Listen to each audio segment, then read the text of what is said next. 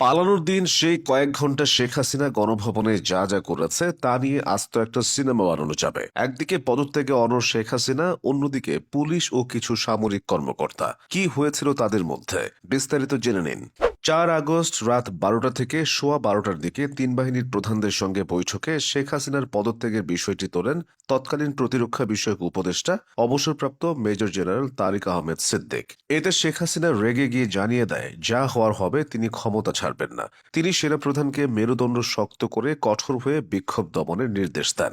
এরপর তারিক আহমেদ সিদ্দিক বলেছিলেন, সেনাবাহিনী চালিয়ে কিছু লোককে ফেললে বিক্ষোভ এমনিতেই দমন হয়ে যাবে। এ সময় তারিক আহমেদ সিদ্দিক বিমান বাহিনীকে হেলিকপ্টার থেকে গুলি চালানোর কথা বলেন। তবে এটা শুনে বিমান বাহিনীর প্রধান ভীষণ রেগে যান। শেখ হাসিনার উদ্দেশ্যে বিমান বাহিনীর প্রধান বলেন, তিনি অর্থাৎ তারেক আহমেদ সিদ্দিক আপনাকে ডুবিয়েছে এবং আরও ডুবাবে। আন্তর্জাতিক অপরাধ ট্রাইব্যুনালের শুনানিতে এসব তথ্য জানান chief prosecutor Mohammad Tajul Islam. Chief prosecutor বলেন, কঠোর অবস্থানে থাকার জন্য শেখ হাসিনাকে ৪ আগস্ট রাতে পরামর্শ দিয়েছিলেন গ্যাং অফ 4। তারা হলেন আওয়ামী লীগের সাধারণ সম্পাদক ওবায়দুল কাদের, সাবেক স্বরাষ্ট্রমন্ত্রী আসাদুজ্জামান খান, সাবেক আইনমন্ত্রী আনিসুল হক এবং সাবেক প্রধানমন্ত্রীর উপদেষ্টা সালমান এফ রহমান। তাদের পরামর্শ ছিল কোনোভাবেই নরম হওয়া যাবে না। এবার আসে ৫ আগস্ট। গণভবনে ৫ আগস্ট সকালে একটি বৈঠক হয়। এতে তৎকালীন আইজিপি চৌধুরী আব্দুল্লাল মামুনকে দেখিয়ে শেখ হাসিনা বলেছিলেন, ওরা ভালো কাজ করছে, সেনাবাহিনী পারবে না কেন? তখন আইজিপি বলেন, পরিস্থিতি যে পর্যায়ে গেছে তাতে পুলিশের পক্ষেও আর বেশি সময়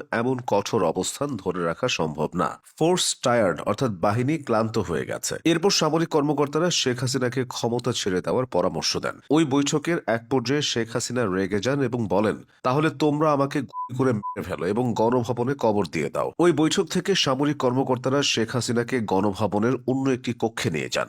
ওই কক্ষে শেখ হাসিনার কাছে সামগ্রিক পরিস্থিতি ব্যাখ্যা করা হয় এবং তাকে পদত্যাগ করতে আবারও অনুরোধ করেন সামরিক কর্মকর্তারা। তারা বলেন, সময় দ্রুত ফুরিয়ে যাচ্ছে। বৈষম্য বিরোধী ছাত্রদের ডাকে লং মার্চ টু ঢাকা কর্মসূচির কারণে গণভবন অভিমুখে ঢাকার চারপাশ থেকে মিছিল আসছে। কিন্তু শেখ হাসিনা তখনও পদত্যাগের সিদ্ধান্ত নেননি। এক পর্যায়ে শেখ হাসিনাকে ছোট বোন শেখ রেহানা বোঝানোর চেষ্টা করেন। শেখ রেহানা এক পর্যায়ে শেখ হাসিনার পা জড়িয়ে ধরেন, কিন্তু শেখ হাসিনা তাতেও পদত্যাগে রাজি হচ্ছিলেন না। পরে শেখ হাসিনার ছেলে সজীব ওয়াজেদ জয়ের সঙ্গে কথা বলেন শীর্ষ সামরিক কর্মকর্তারা। জয়কে সামরিক কর্মকর্তারা বলেন, প্রাণে বাঁচাতে হলে তার মায়ের পদত্যাগ করা ছাড়া উপায় নেই, সময় গুরুত্বপূর্ণ, আর এখনই এ বিষয়ে সিদ্ধান্ত নিতে হবে। পরিস্থিতি বুঝতে পেরে শেখ হাসিনার সঙ্গে কথা বলেন জয় এবং তার কথায় ক্ষমতা ছাড়ার সিদ্ধান্ত নেন শেখ হাসিনা। চিফ প্রসিকিউটর বলেন, শেখ হাসিনা একটি ভাষণ রেকর্ড করে টেলিভিশনে প্রচার করতে চেয়েছিল, তবে সামরিক কর্মকর্তারা তাতে অপারগতা প্রকাশ করেন। সময় সংকটের কারণে শেখ হাসিনাকে গোছানোর জন্য মাত্র ৪৫ মিনিট সময় বেঁধে দেওয়া হয়, কারণ গণভবনের দিকে লাখ লাখ ছাত্র জনতার মিছিল আসছিল। ৫ আগস্ট বেলা ১১টায় আইএসপিআর থেকে বিটিভির মহাপরিচালককে জানানো হয় সেনাপ্রধান বেলা ২টায় জাতির উদ্দেশ্যে বক্তব্য দেবেন। অবশ্য সেনাপ্রধান বক্তব্য দেন বিকেল ৪টায়। সেনাপ্রধানের বক্তব্যের আগে শেখ হাসিনা দেশ ছেড়ে ভারতে পালিয়ে যান।